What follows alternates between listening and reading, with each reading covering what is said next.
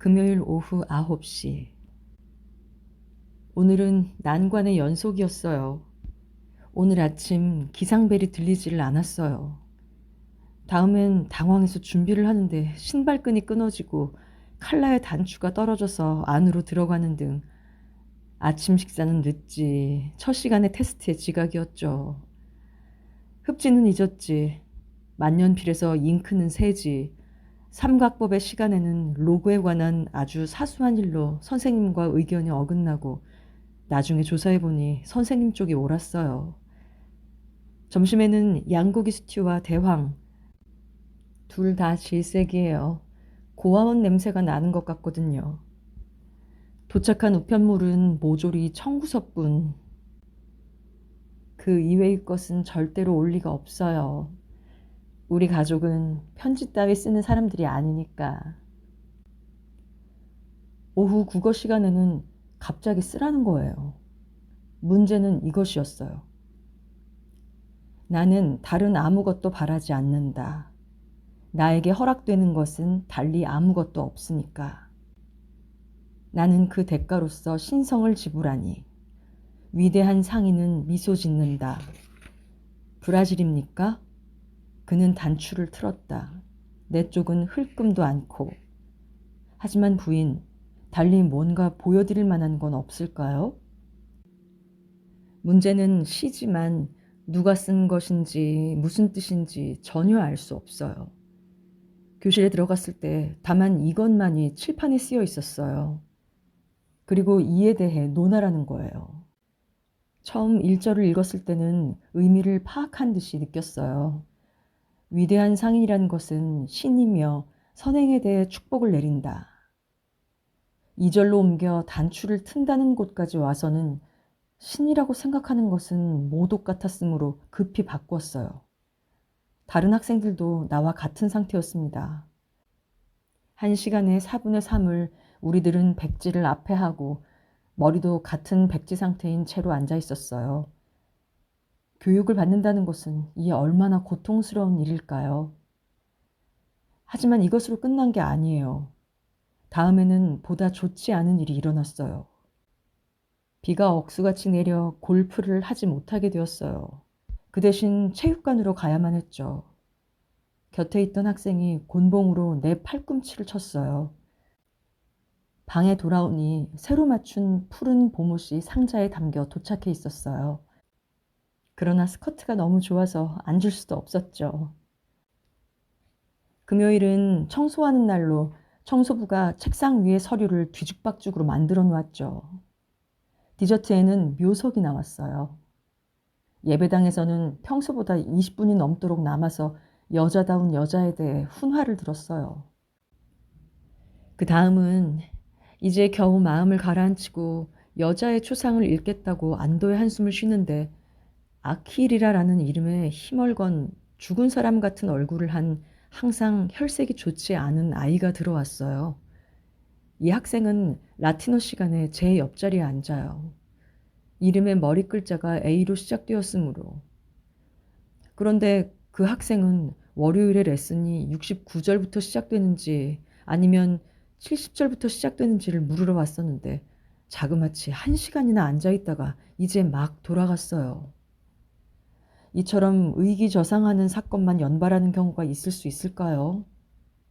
훌륭한 인격을 필요로 하는 것은 인생에 있어서의 큰 장애는 아니죠. 무슨 일이 있을 때는 과감히 일어서서 선처하고 가슴이 미어질 듯한 비극에도 용기로서 대처하는 이런 정도는 누구에게나 할 수 있는 일이에요. 하지만 돌발적으로 일어나는 일상의 자잘한 사건을 웃음으로 선처하기란 그야말로 정신력이 필요하다고 생각돼요. 이러한 인격이야말로 제가 이룩하려고 생각하는 거예요. 인생은 모든 것이 스포츠에 불과하다고 생각하려는 거예요.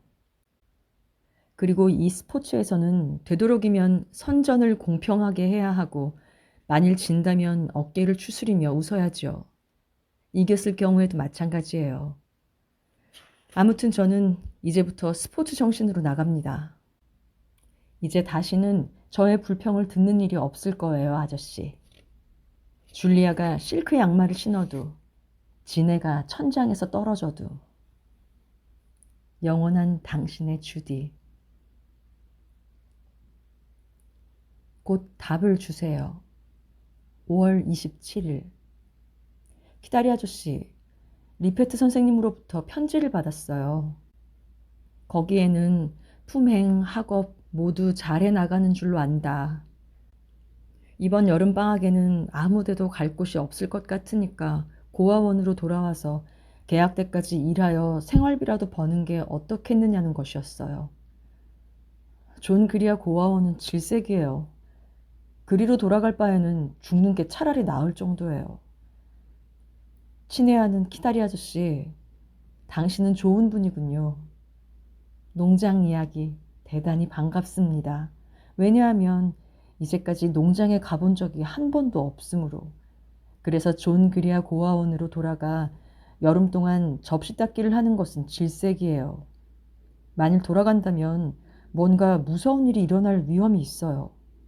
왜냐하면 옛날의 겸허한 마음은 이미 사라졌으므로 언젠간 틀림없이 폭발하여 고아원의 컵이고 접시를 모조리 깨뜨릴 것 같아요.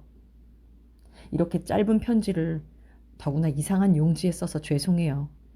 뉴스를 알려드릴 수가 없어요. 지금 프랑스어 시간이고 선생님이 금방이라도 절 지적할 것 같아요. 지적했어요. 안녕. 진심으로 당신을 사랑합니다. 5월 30일. 키다리 아저씨, 이 대학의 교정을 보신 적이 있으세요? 이건 그저 괜히 물어본 거예요. 신경 쓰지 마세요. 5월이 되면 교정은 천국처럼 느껴져요.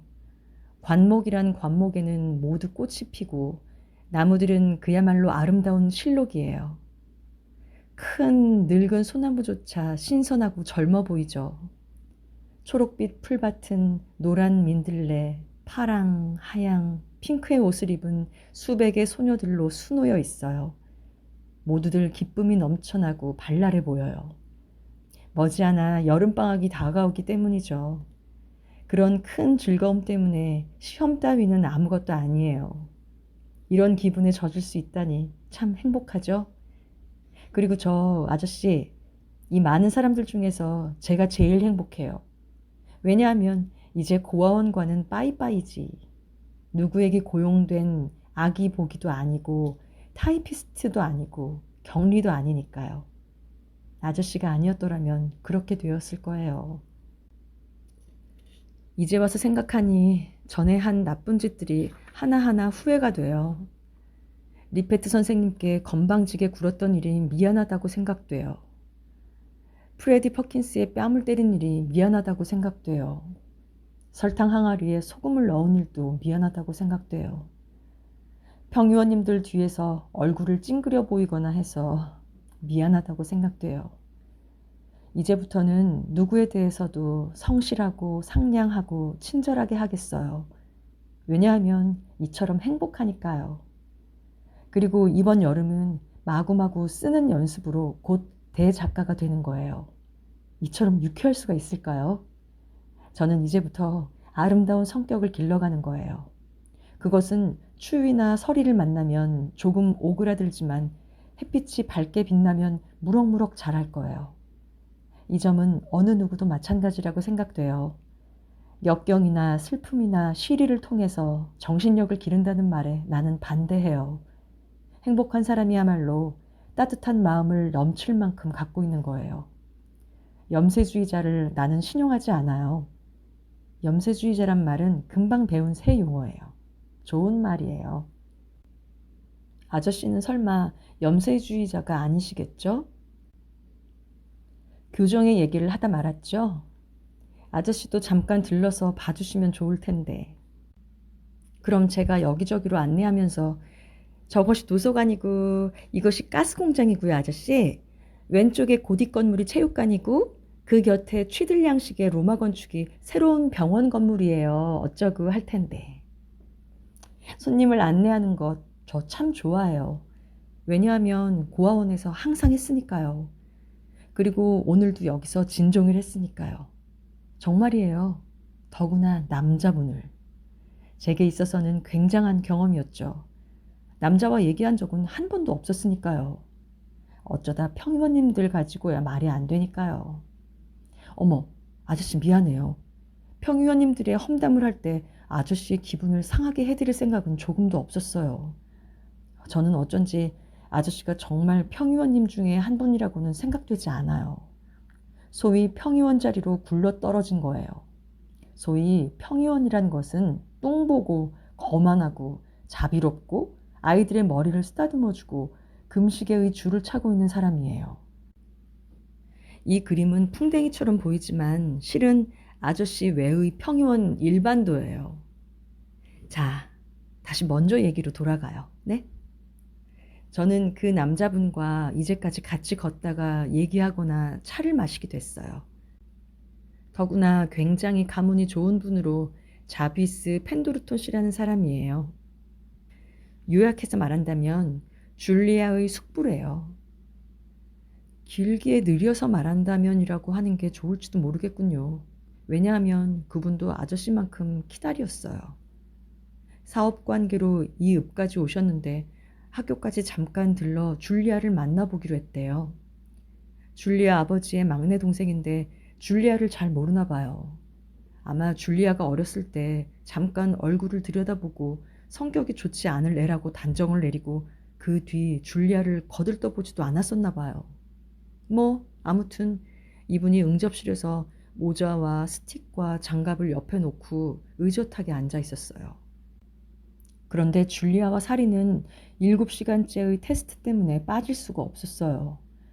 그래서 줄리아는 제 방으로 뛰어들어와 부디 숙부님께 교내를 안내해달라고, 그리고 7시간째가 끝나거든 또 데리러 와야 해 하는 거예요. 저는 그래 알았어 하고 상냥하게 받아들였죠. 별로 내키진 않았어요. 왜냐하면 펜드루톤가의 사람들을 조금도 좋아하지 않았으니까요.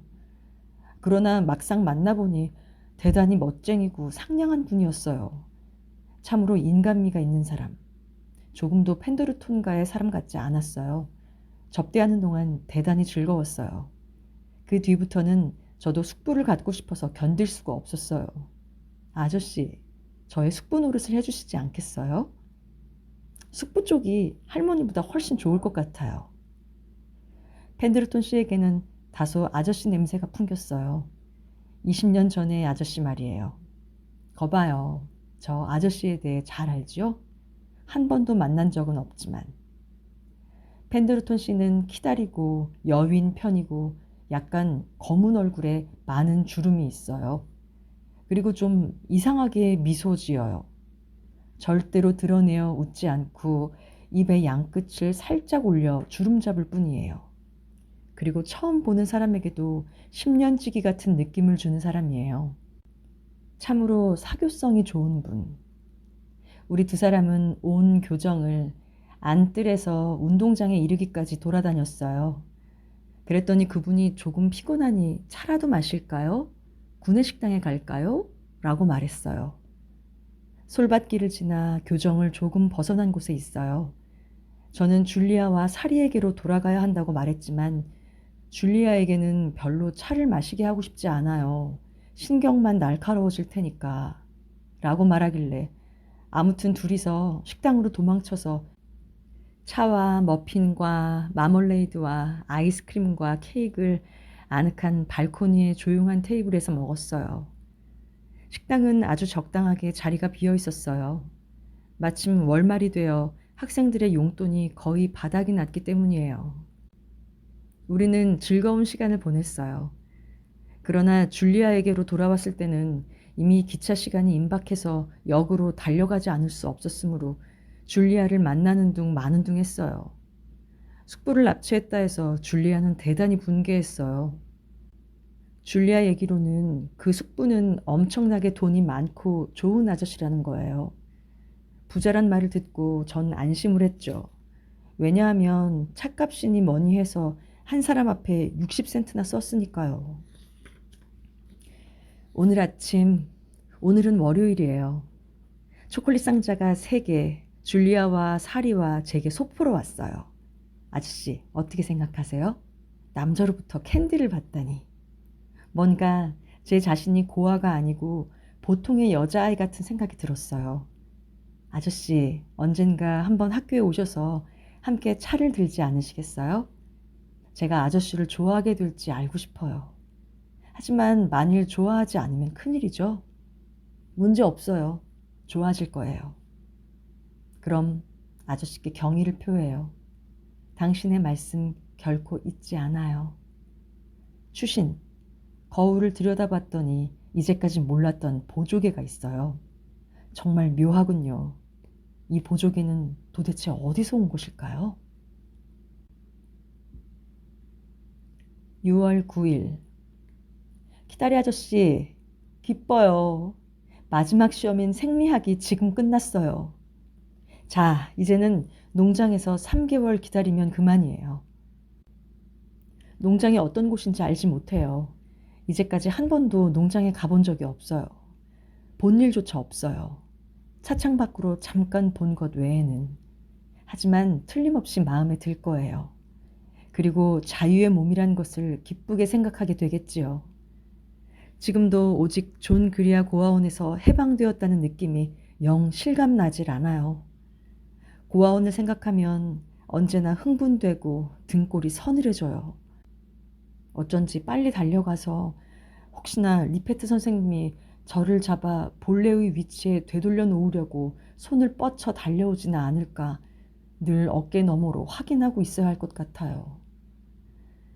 이번 여름에는 누구를 거리낄 것도 없겠죠? 아저씨는 그저 명목상의 권위뿐이니까 조금도 복가되진 못할 거예요. 복가되기에는 좀 거리가 멀었죠. 리페트 선생님은 제게 있어서는 영원히 죽은 것이나 마찬가지고 샌플 부부께서는 설마 내 품행을 감시하거나 하진 않겠죠? 아니, 할 게 뭐예요.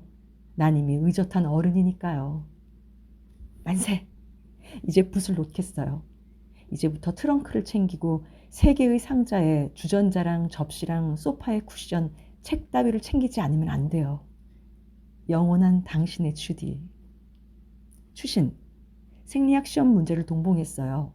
아저씨는 어떤가요? 합격점을 따시겠어요?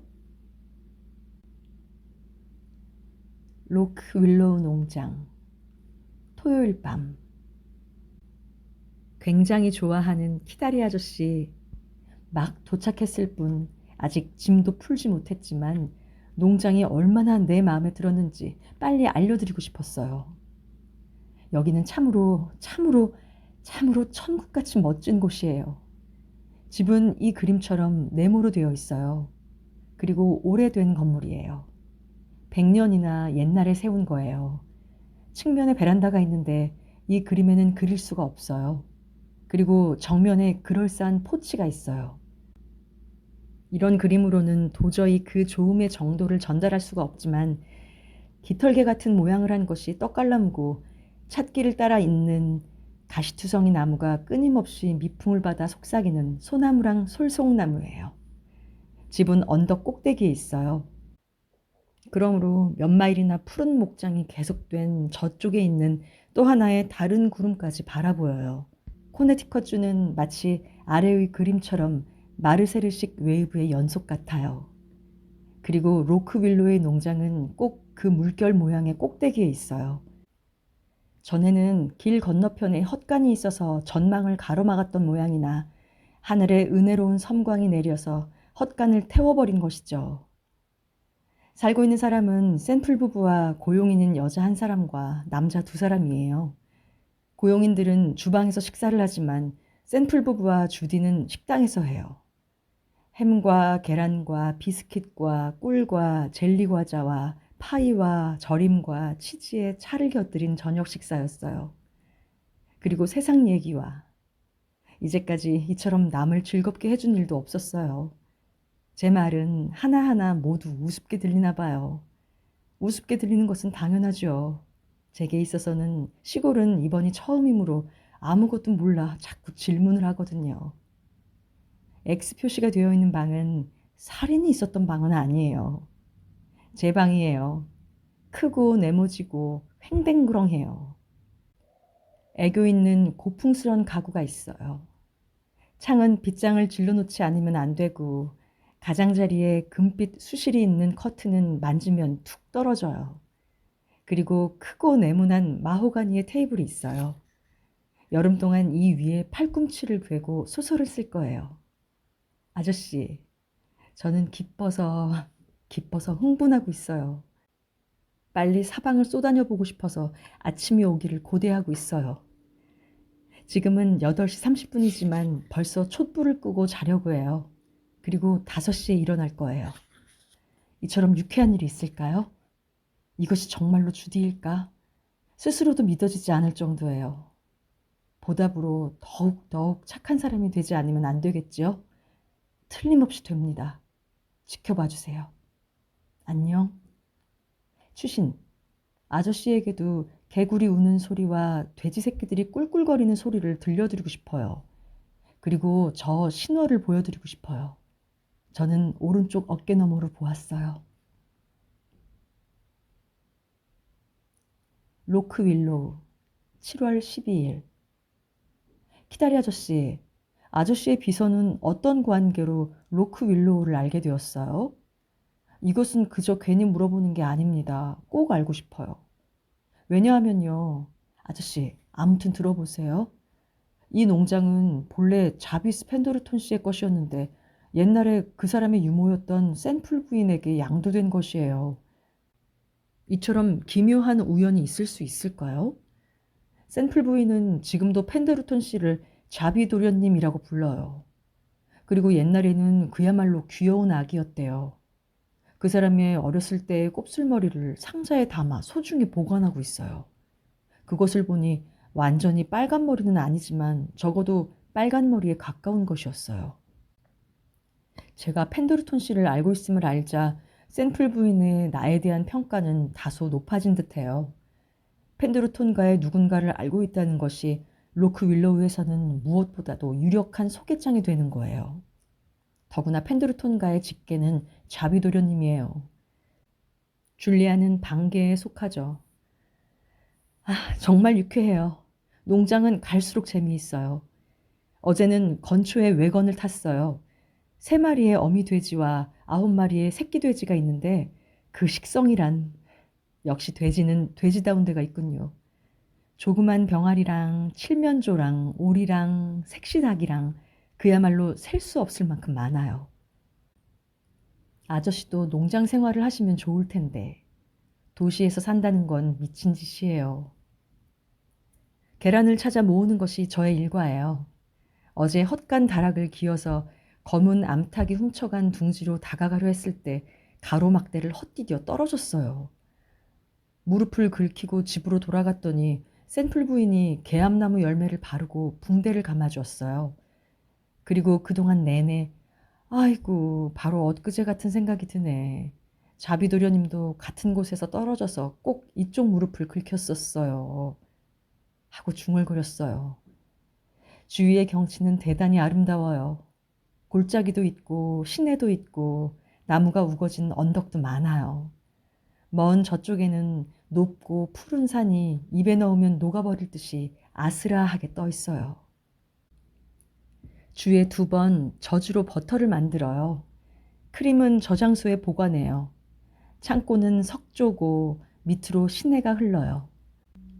근처의 농가는 탈지기를 갖고 있는 집도 있으나 우리들은 그러한 신식 방법을 좋아하지 않아요. 냄비로 탈지하기란 좀 힘이 들지만 그만한 값어치는 충분히 있어요. 송아지는 6마리예요. 각기 이름을 붙여주었어요. 1. 실비아. 숲속에서 태어났기 때문이에요. 2. 레스비아. 카타라스의 레스비아에 연유하여. 3. 사리. 4. 줄리아. 얼룩무늬에 아무런 특징이 없어요. 5. 주디. 나에 연유하여. 6. 키다리 아저씨. 아저씨 괜찮겠죠? 순수한 저지종으로 상냥한 성질이에요. 모습은 꼭 이래요. 그러니 얼마나 이 이름이 어울리는지 아시겠죠? 현재는 아직 부르의 명작을 쓰기 시작할 틈이 없어요. 농장 일로 정신이 없거든요. 언제나 당신의 주디. 추신, 첫 번째, 도넛 만드는 방법을 배웠어요. 추신 두 번째, 만일 아저씨가 병아리를 기르고 싶으시다면 버프 오르튼 종을 권하고 싶어요. 이 종의 병아리에는 솜털이 하나도 없어요. 추신 세 번째, 제가 어제 만든 맛이 있는 신선한 버터를 아저씨에게 보내드리고 싶어요. 저는 굉장한 솜씨의 낙농부예요. 추신 네 번째, 앞에 그림은 제르시 아보티앙, 미래의 대작가가 소를 몰고 집으로 돌아가는 장면이에요. 일요일, 키다리 아저씨, 참으로 우스워요. 어제 오후 아저씨에게 편지를 쓰기 시작했는데 키다리 아저씨를 썼을 때 저녁 식사에 검은 딸기를 따다 드리기로 약속한 것을 문득 생각하고 밖으로 나갔어요. 편지지는 그대로 책상 위에 두고, 그리고 오늘 계속해서 쓰려고 돌아와 보니 종이 한가운데 뭐가 앉아 있었다고 생각하세요? 진짜 키다리 아저씨 꾸정목이에요. 그래서 전 한쪽 다리를 살짝 집어서 창밖으로 떨어뜨렸어요. 도저히 괴롭힐 수는 없었어요. 이 동물은 어쩐지 아저씨를 생각나게 하거든요. 오늘 아침 용수철 달린 마차를 준비하고 중앙의 교회까지 타고 갔어요. 아늑하고 조용한 하얀 교회로 첨탑이 있고 정면에 도리스식의 원탑이 3개나 있어요. 어쩌면 그것은 이오니아식일지도 몰라요. 전 언제나 그 2가지를 혼동하니까요. 그럴듯한 졸음이 오는 설교로 모두들 종려 이파리의 부채를 나른하게 움직이고 있었어요. 목사님의 목소리 외에는 바깥의 나무에서 우는 매미 소리가 들릴 뿐이었어요. 저는 일어나 찬송가를 부를 때 간신히 눈을 떴어요. 졸음에서 깨고 나서 설교를 듣지 않았던 것을 굉장히 아쉽게 생각했어요. 이런 찬미가를 고르는 사람의 심리를 좀 더 알고 싶다고 생각했기 때문이에요. 왜냐하면 그 찬송가란 이 세상 즐거움 다 버리고 나에게서 천국의 기쁨 받으라. 아니면 벗이여 영원한 결별. 지옥에 떨어져도 구원 않으리. 샌플 부부와 종교를 논하는 것은 좋지 않다는 것을 깨달았어요. 그 사람들의 신이란 아주 옛날에 청교도인 조상으로부터 그대로 물려받은 신이에요. 마음이 좁고 이론이 통하지 않고 부정하고 천박한 성품에 복수심으로 가득 찬 완고한 신이에요. 고맙게도 저는 누구로부터도 신을 이어받지 않았어요. 제 마음대로 신을 만들어요. 저의 신은 마음이 따뜻하고 상상력이 풍부하고 금방 용서해주며 이해심이 있어요. 그리고 유머 센스도 있어요.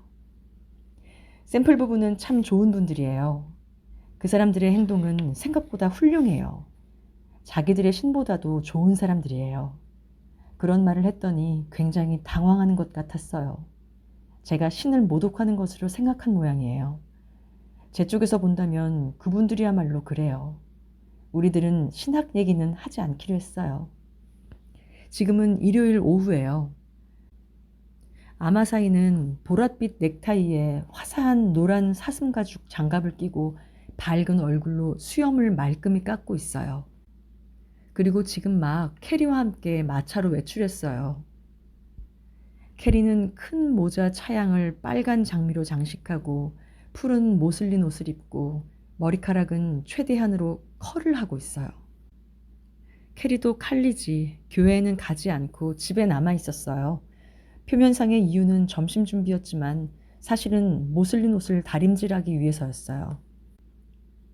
앞으로 2분 지나면 이 편지를 끝내고 다락방에서 발견한 책이라도 천천히 읽을 작정이에요. 이 책은 추적이란 제목으로 속 표지에 우스꽝스런 어린 글씨로 이렇게 쓰여 있어요. 자비스 펜도르톤. 만일 이 책이 미아가 되거든 귀를 잡고 집으로 끌고 와요. 자비 도련님은 병 후 여기서 한여름을 지낸 적이 있대요. 11살쯤 되었을 때 그때 추적을 두고 간 거예요. 많이 읽은 듯 손때 자국이 여기저기에 묻어 있어요. 다락 구석에는 그 외에도 물레방아랑 풍차, 활, 화살 따위가 있어요. 샌플 부인이 너무 자주 그분 얘기를 하므로 어쩐지 정말로 곁에 있는 사람 같은 생각이 들어요. 실크 헤스트에 산책용 스틱을 든 어른이 아니고 귀여운 흑투성이에 머리를 헝클어뜨린 남자아이로 퉁탕거리며 계단을 뛰어오르고 칸막이를 젖혀놓고 언제나 과자를 졸라대는 자비도련님. 제가 샌플 부인을 보는 눈이 틀림이 없다면 아마 졸을 때마다 주었겠지요. 자비도련님은 모험을 좋아하는 소년이었나 봐요. 그리고 용감하고 직선적인 성격이고 그분이 펜드루톤가의 한 사람이라 생각하니 아쉬워요. 좀 더 좋은 집안에 태어났어야 할 뿐인데. 내일 보리타작을 하기 때문에 증기 엔진과 세 사람의 임시 고용인이 온다고 해요. 하찮은 뉴스를 알리죠. 버터컵이 어처구니 없는 일을 저질렀어요. 금요일 저녁 때 과수원을 들어가 사과나무 밑에서 사과를 먹었어요. 먹고 마침내 핑 돌아버렸어요. 이틀 동안이나 취해 있었어요. 정말이에요. 이처럼 듣기에 거북한 얘기가 또 있겠어요. 언제까지나 당신을 사랑하는 고아 주디 아보트로부터. 추신 제1장 인디언, 제2장 강도. 숨도 안 쉬고 읽고 있어요. 제3장에는 뭐가 나올지. 레드오크 공중으로 20피트 뛰어올라 최후를 마치다. 권두화에선 이렇게 되어 있어요. 주디도 자비도 즐거워 보이죠? 9월 15일. 아저씨, 어제 코너지에 있는 백화점을 가서 밀가루 다는 저울로 체중을 달았더니 9파운드나 늘었어요. 로크윌로우를 휴양지로 추천하겠어요. 언제까지나 당신의 주디로부터. 9월 25일. 키다리 아저씨. 자, 아저씨 보세요. 주디는 2학년이 되었어요. 금요일에 대학에 돌아왔어요. 로크윌로우를 떠나기는 서운했지만 다시 학교를 본다는 것은 반가워요. 정든 곳으로 느껴져요. 주위 환경도 이쪽 마음대로 조절하게 되었어요. 사실은 이 세상 자체가 살기 좋은 곳으로 느껴지기 시작했어요. 정말로 저는 이 세상의 일원이란 생각이 들어요. 동정을 받아 한 귀퉁이에 끼게 된 것이 아니라. 제가 하고자 하는 뜻을 아저씨는 전혀 모르겠죠? 평의원이 될 만한 무게를 지닌 사람에게는 고아가 될 만큼 경시당한 인간의 감정 따위 알 리가 없어요. 아저씨, 아무튼 들어보세요. 이번에는 누구와 한방일 것 같으세요? 사리 맥크브라이드와 줄리아 라트레즈 펜더루톤이에요. 정말이에요. 공부방 하나에 작은 침실이 셋. 바로 이런 식으로. 지난 봄 사리와 저는 다음엔 같은 방을 쓰자고 결정하고 있었어요. 어째선진 모르겠어요. 그 두 사람은 조금도 어울리지 않았는데. 하지만 펜도르톤가의 사람들은 본래부터 보수적이에요. 변화하는 것을 적시하는 거예요. 아무튼 세 사람이 같은 방을 쓰게 되었어요. 전에는 존 그리아 고아원의 일원이었던 제르샤 아보트가 펜도르톤가의 사람과 같은 방을 쓰다니. 미국은 민주적인 나라죠? 사리는 반장에 입후보했어요. 현재의 상황이 전부 틀리지 않는 한 사리는 당선할 거예요. 이쪽 저쪽에서 책략을 짜므로 긴박한 분위기죠. 우리들도 대단한 정치가예요. 그래요, 아저씨. 우리들 여성이 참정권을 획득한다면 남성은 자기 권리를 잃지 않도록 조심하지 않으면 안 될 거예요. 오는 토요일이 선거일이에요. 저녁에는 횃불 행진을 할 거예요. 누가 당선되든. 이번에는 화학을 선택했어요. 그야말로 이상한 과목이에요. 이제까지 이처럼 별난 것은 본 적이 없어요. 취급하는 물질은 분자와 원자예요. 이에 대해서는 내달이 되면 보다 자세하게 논할 수가 있을 거예요. 그 밖에 변론과 논리도 배워요. 그리고 세계사, 그리고 윌리엄 셰익스피어의 희곡, 그리고 프랑스어. 이제부터 앞으로 오랫동안 이것들을 공부하면 똑똑한 아이가 되겠죠? 실은 프랑스어보다 경제학을 선택하고 싶었으나 그런 용기가 나질 않았어요. 한 번 더 프랑스어를 선택하지 않으면 교수가 과연 점수를 줄지 걱정이 되었기 때문이에요. 사실은 6월의 시험에서 아슬아슬했거든요. 하지만 그것은 나의 고교 시절의 준비 교육이 충분치 못했던 탓이에요. 클래스에 프랑스어를 영어 못지않게 하는 사람이 있어요. 어렸을 때 양친과 같이 외국에 가서 3년간 수도원의 부속학교에 다녔기 때문이래요. 다른 사람에 비해 이 사람이 얼마나 프랑스어를 잘하는지 아시겠죠? 불규칙 동사도 척척이에요. 우리 부모도 제가 어렸을 때 고아원 따위에 넣지 말고 프랑스의 수도원에라도 쳐넣었더라면 좋았을 것을. 아니, 그것도 싫어요. 왜냐하면 그랬으면 아저씨를 만나지 못했을 테니까요.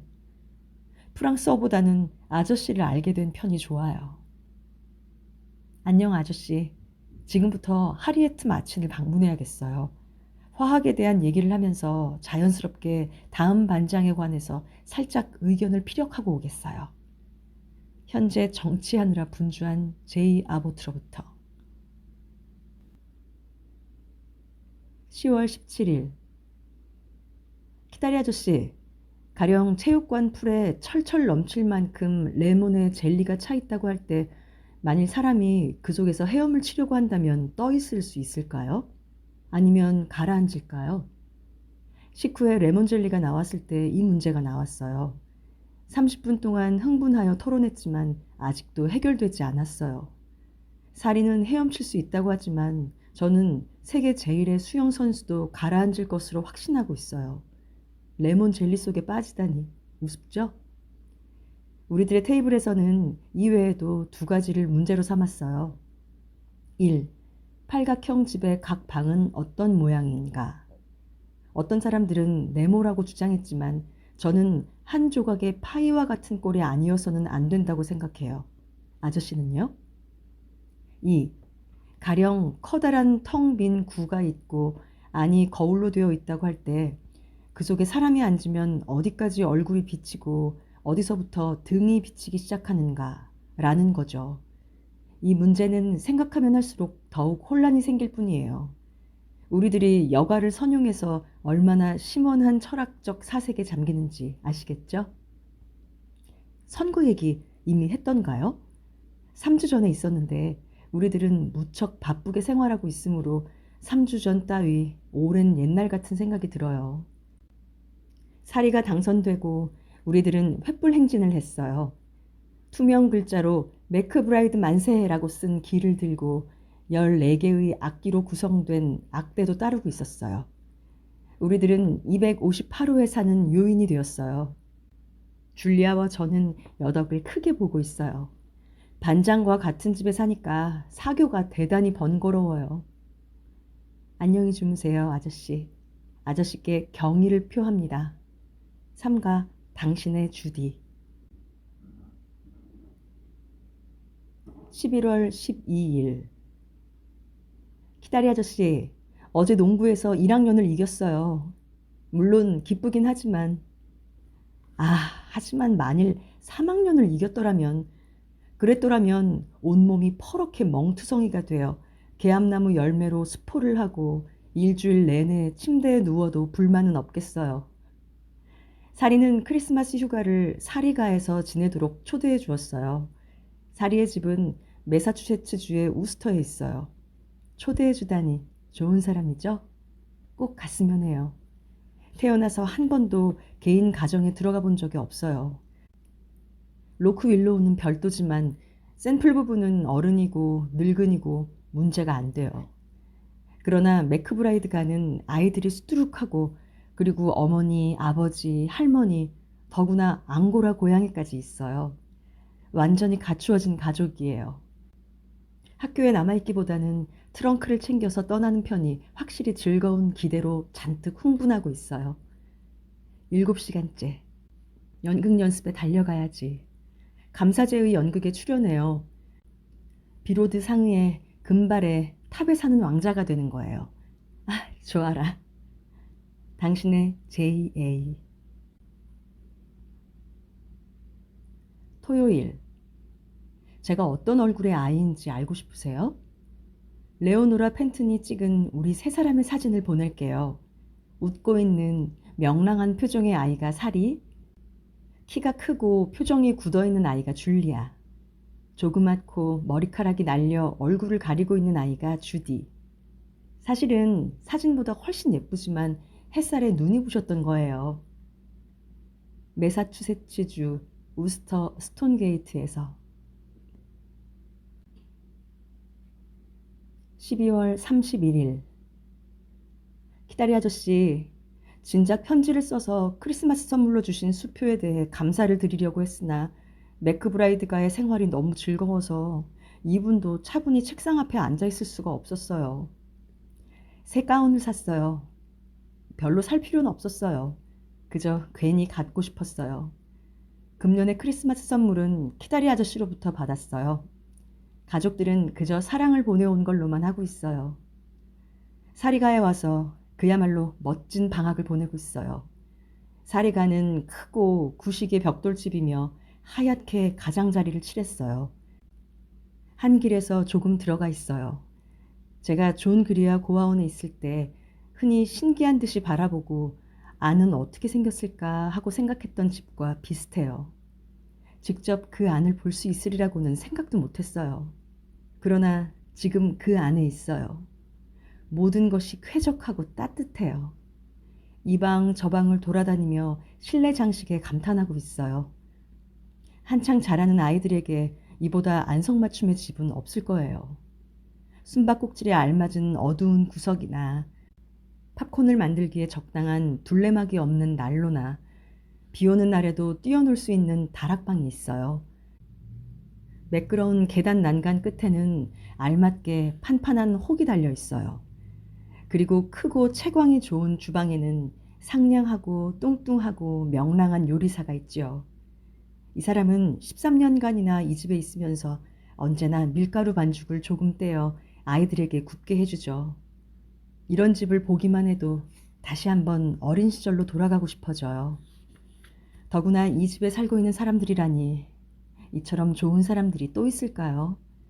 사리에게는 아버지와 어머니와 할머니와 그야말로 귀여운 곱슬머리의 3살짜리 여동생과 1년 내내 발 닦기를 잊고 있는 살집도 키도 보통인 남동생과 덩치 크고 잘생긴 짐이라는 프린스턴 대학 3학년의 오빠가 있어요. 식탁에 앉았을 때가 제일 즐거워요. 모두들 동시에 웃고 농담을 하고 잡담을 하고 식사 전에 기도 따위는 하지 않아도 좋은 거예요. 한 입씩 먹을 때마다 누구에겐가 감사하지 않아도 되니 얼마나 다행이에요. 신을 모독하게 될지도 모르지만 아저씨도 저처럼 몇 번이나 의무적으로 감사를 해야 하게 되면 그럴지도 몰라요. 우리들은 여러 가지 일을 했어요. 그것을 전부 말씀드릴 수는 없어요. 매크브라이드 씨는 공장을 갖고 있어서 크리스마스 이브에는 직공의 자녀들을 위해 크리스마스 트리를 긴 포장실 안에 세우고 실내는 상록수 가지로 꾸몄어요. 지미 매크브라이드가 산타클로스가 되고 사리와 제가 선물을 나누어 주었어요. 아저씨, 뭐라고 말할 수 없는 기묘한 심정이었어요. 존 그리아 고아원의 평의원처럼 자비로운 인간이 된 듯했어요. 귀여운 끈끈한 조그만 남자아이에게 키스를 해주었어요. 하지만 머리를 쓰다듬는 것만은 하지 않았어요. 크리스마스 이틀 후 댁에서 댄스 파티를 그것도 저를 위해 열어줬어요. 이것이 제게 있어서의 최초의 무도회였어요. 학교에 댄스 파티 따위는 문제가 아니에요. 여자아이들끼리 추는 무도회라니. 그날 저는 새로 지은 하얀 이브닝 드레스, 아저씨가 주신 크리스마스 선물이에요. 진심으로 감사드려요. 긴 장갑에 하얀 비단 슬리퍼를 신었어요. 완전 무결한 행복에 오직 한 가지 흠이라면 그것은 제가 지미 매크브라이드와 짝지어 코치론을 리드하고 있는 모습을 리페트 선생님께 보여드리지 못한 것이에요. 이 다음 아저씨가 존 그리아 고아원을 가시거든 부디 이 얘기를 선생님께 전해주세요. 영원한 당신의 주디 아보트. 추신, 만일 제가 대작가가 되지 못하고 평범한 여자아이로 그친다면 대단히 불쾌하실까요? 토요일 6시 30분. 아저씨, 오늘 걸어서 시내에 나갔는데, 아우, 어쩜 그렇게 비가 쏟아지는지. 역시 겨울은 겨울답게 비가 아니고 눈이 내렸으면 해요. 줄리아의 좋은 숙부께서 어제 오후 또 오셨어요. 그리고 5파운드의 초콜릿 상자를 선물로 주셨어요. 줄리아와 같은 방을 쓰니 이런 특전도 있어요. 우리들의 순진한 잡담이 어지간히 재미있었던 모양으로 숙부님은 일부러 기차 시간을 늦추어가며 우리들의 공부방에서 차를 마시기까지 했어요. 하지만 그 허가를 받기는 참으로 어려웠죠. 아버지나 아저씨를 접대하는 것조차 어려워요. 아저씨가 되면 더욱 어렵고 형제나 사촌이 되면 아마 불가능에 가까워요. 줄리아는 공증인 앞에서 숙부임을 서약하고 그리고 군청에 증명서를 첨부하지 않으면 안 되었어요. 거기까지 수속을 밟아도 만일 학부장이 미리 자비 숙부를 면접해서 숙부가 얼마나 젊은 호남자인가를 알았더라면 차를 함께 할 수 있었을는지 의문스러웠어요. 아무튼 차를 함께 마셨어요. 흑빵과 치즈와 샌드위치, 숙부님도 만드는 것을 도와주셨어요. 그리고 4개나 드셨어요. 지난 여름을 로크 윌로우에서 보낸 얘기를 했어요. 숙부와 저는 샘플 부부에 대해 이야기꽃을 피웠죠. 말이랑 소랑 병아리에 대해서도. 그분이 알고 있었던 소는 모두 죽고 없었어요. 살아남아있는 것은 글로바뿐. 그분이 마지막으로 로크 윌로우를 방문했을 때는 아직 글로바는 망아지였대요. 그런데 지금은 가엾게도 다리를 절며 목장을 돌아다니는 것이 고작이에요. 샘플가에서는 지금도 도넛을 노란 항아리에 넣고 푸른 접시로 덮어 식료품실의 맨 아래 선반에 놓아두더냐고 물었어요. 네, 꼭 그렇게 해요. 그리고 또 밤, 목장의 바윗돌이 수북이 쌓인 아래에 들쥐 구멍이 지금도 있더냐라고 물었어요.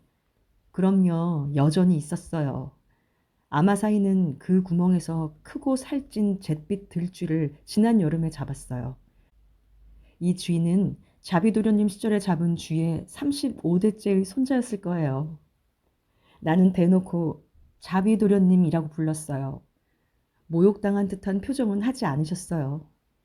줄리아는 숙부가 이처럼 상냥한 것을 처음 보았다고 했어요.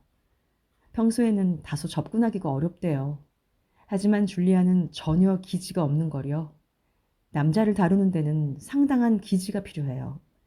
남자란 털을 내리 쓰다듬으면 흥흥대고 거꾸로 쓰다듬으면 으르렁대요. 그리 좋은 비유는 아니지만 상징적으로 말했을 뿐이에요. 지금 클래스에서 마리 버시키르체프의 일기를 읽고 있어요. 아, 놀랍지 않나요? 잠깐 그 문구를 들어보세요. 어젯밤 나는 호련히 절망에 사로잡혔다. 문득 신음소리가 입에서 새어나오고 마침내는 식당의 벽시계를 바닷속에 던져버렸다. 이런 글을 읽으면 천재 아닌 것이 훨씬 나을 것 같아요. 천재가 옆에 있으면 이쪽이 지쳐버려요. 가구의 입장에서 본다면 이처럼 파괴적인 것은 또 없을 거예요. 어머 어머, 언제까지 내릴 작정일까? 이렇게 계속되다가는 오늘 밤은 예배당까지 헤엄쳐서 가야겠어요. 언제까지나 당신의 주디. 1월 20일. 키다리 아저씨, 혹시 아저씨에게 어린애의 요람에서 도둑 맞은 귀여운 여자아이가 없었던가요? 틀림없이 제가 그 여자아이예요. 우리들이 만일 소설 속의 인물이라면 아마 그런 식으로 이야기가 되겠죠? 자기가 어떻게 된 아이인지 모르다니 정말 뭐라고 말할 수 없는 기묘한 일이군요. 뭔가 가슴이 두근대는 로맨틱한 심정이에요. 왜냐하면 여러 가지 가능성이 있으니까요. 어쩌면 미국인이 아닐지도 몰라요. 그런 사람은 얼마든지 있는 거려. 로마인의 집게일지도 모르고 옛 북구의 해적에 따를지도 몰라요.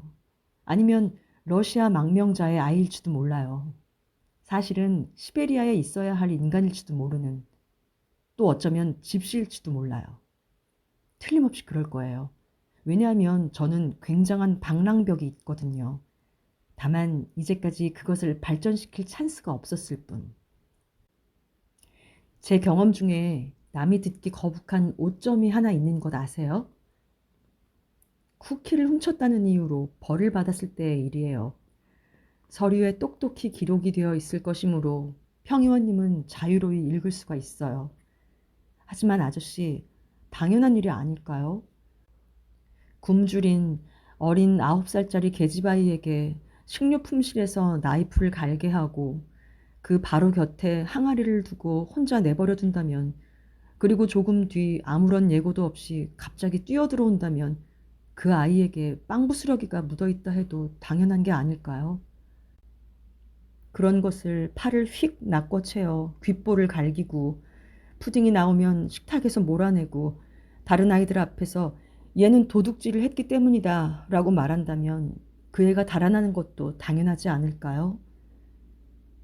달아난 것은 3화일 뿐이었어요. 저는 붙잡혀서 되돌아왔죠. 일주일 동안을 매일같이 쉴 시간에 밖에 나가 자유롭게 놀 때 저는 상추밭에 똥 눈 강아지처럼 뒤뜰에 말뚝에 묶여 있었어요. 어머머, 예배당에 종이 울리고 있어요. 예배 끝에는 위원회가 있어요. 오늘은 썩 재미있는 편지를 쓸 생각이었는데 아쉽군요. 안녕, 친애하는 아저씨. 평안을 빕니다. 주디. 추신, 이것만은 절대적인 확신을 갖고 있어요. 저는 차이나인은 아니에요. 2월 4일. 키다리 아저씨, 지미 맥크브라이드가 방 한쪽 벽에 가득 찰 만큼 큰 프린스턴 대학의 길을 보내주었어요. 저를 잊지 않은 것을 감사해 하고 있어요. 도대체 이 길을 어떻게 하면 좋을까요? 사리와 줄리아는 도저히 벽에 걸 것을 허락해주지 않아요. 우리 방의 장식은 금년에 빨강으로 통일했으므로 거기에 오렌지와 검정이 끼면 어떻게 되는지 아시겠죠? 하지만 굉장히 푹신하고 따뜻하고 두꺼운 펠트지이므로 그냥 썩히기는 아까워요. 요구이로 만들면 보기에 사나울까요? 지금 있는 요구이는 빨았더니 오므라들었어요. 요즘은 공부에 관해 전혀 쓰지 않았었군요. 하지만 제 편지로는 깨닫지 못했을지도 모르겠지만 우리들은 공부에 열중하고 있어요. 동시에 5과목을 배우니 자칫 머리가 혼란을 일으켜요. 진정한 탐구냐 아니냐는 세밀한 점까지 탐구하느냐 아니냐에 달려있다. 고 화학 선생님이 말씀하셨어요. 자잘한 것들뿐만이 아니라 전체를 바라볼 수 있도록 어느 정도 거리를 가지라고 역사 선생님은 말씀하셨어요. 화학과 역사 사이를 어떻게 요령 있게 키를 잡으며 나아가야 하느냐. 아저씨, 아시겠죠? 저는 역사학의 방법이 제일 좋아요.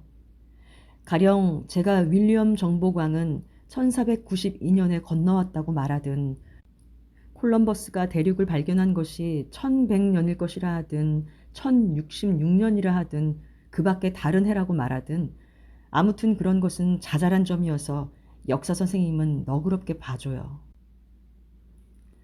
6시간째 벨이 울리고 있어요. 실험실로 가서 산과 소금과 알칼리의 자잘한 문제를 조사해 오지 않으면 안 돼요.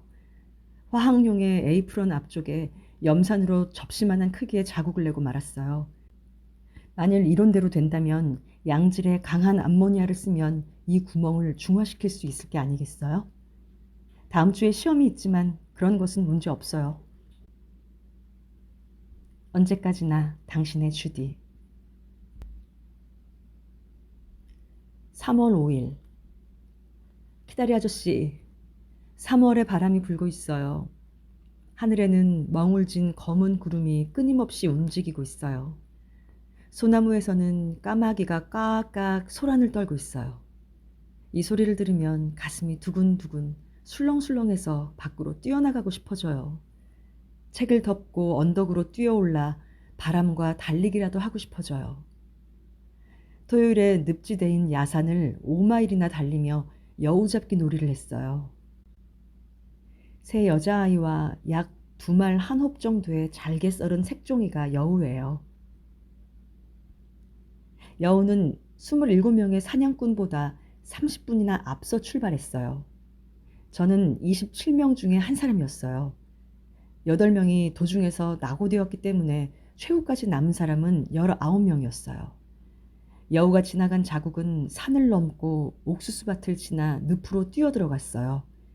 우리들은 높은 데를 깡충깡충 뛰어 건너가야만 했어요.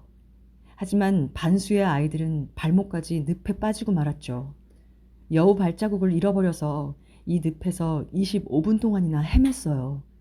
이윽고 여우 발자국은 언덕으로 계속되고 두세 곳의 숲을 빠져 헛간 창과 마주쳤어요. 헛간의 문은 전부 자물쇠가 채워져 있고 창은 높은 곳에 나 있었으며 상당히 작았어요. 그런 것 페어플레이가 아니죠? 하지만 우리들은 체념하지 않았어요. 헛간을 조사하여 간신히 발자국을 찾아냈어요. 그것은 낮은 지붕으로 해서 담 위로 계속되고 있었어요. 여우는 그렇게 해서 사냥꾼을 멋지게 속인 셈이겠지만 우리들은 그것을 역이용했어요.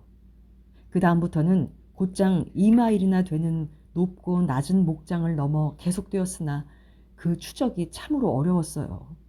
왜냐하면 색종이는 점점 드물어졌으니까요. 규칙적으로는 멀어야 6피트 간격으로 되어 있는데 여우들의 6피트는 어찌나 먼지 그렇게 먼 6피트를 본 것은 처음이었어요. 마침내 2시간이나 냅다 달려서 간신히 여우님이 수정의 샘의 주방에 있는 것을 확인했어요. 여기는 여대생들이 겹썰매를 타기도 하고 건초 외건을 타기도 하며 새 요리나 워플에 저녁 식사를 하러 들리는 농가예요.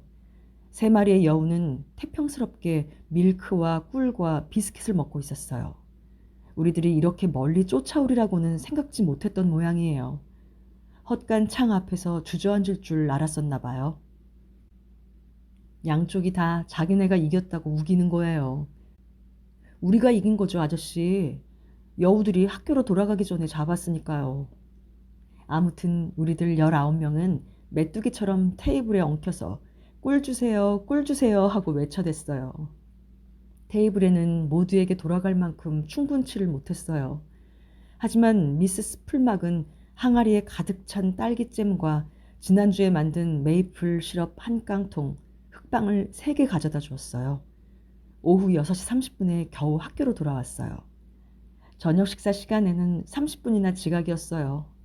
그래서 갈아입지도 못하고 여전히 왕성한 식욕으로 식당으로 갔어요. 우리들은 모두 저녁 예배에 나가지 못했어요. 장화꼴을 보면 결석 이유는 자명해질 텐데요, 뭘. 시험 얘기는 아직 안 했죠. 전 과목을 쉽게 합격했어요. 이제 다시는 낙제점 따윈 따지 않아요. 하지만 우등생으로 졸업할 수는 없겠죠. 저 가증스런 라틴어 산문과 1학년 때의 수학이 있으니까요. 하지만 아무래도 좋아요. 그런 게 무슨 상관이야. 행복하면 그뿐 아닌가? 이것은 인용이에요. 지금 영국의 고전을 읽고 있어요. 고전이란 말이 났으니 말인데 아저씨 햄릿을 읽어보셨나요? 아직 읽지 않으셨거든 지금 당장 읽으세요. 참으로 훌륭해요. 이제까지 셰익스피어란 이름은 늘 들어왔지만 사실 이처럼 훌륭한 작가라고는 생각지 않았댔어요. 실력보다는 명성으로 지탱하고 있겠지 정도로 무시하고 있었어요. 아주 옛날 처음 소설을 읽었을 때 나는 멋진 놀이를 생각해냈어요. 그것은 읽고 있는 책 속의 주인공이 되어 매일 밤 잠드는 거예요. 지금 저는 오피리아예요. 그것도 굉장히 이해심 있는 오피리아요.